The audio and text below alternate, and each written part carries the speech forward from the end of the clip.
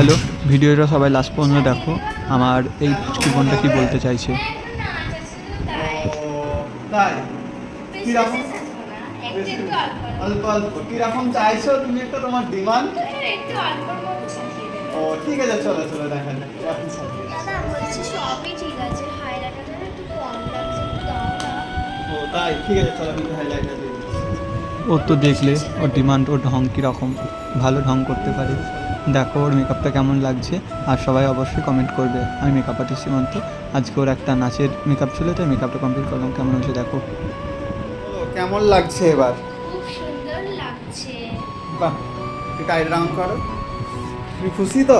হ্যাঁ খুব খুশি আমি। বাহ, দেখা যাক। ওর আই মেকআপ ও বেস মেকআপ কেমন লাগছে সবাই কমেন্ট করে বলো।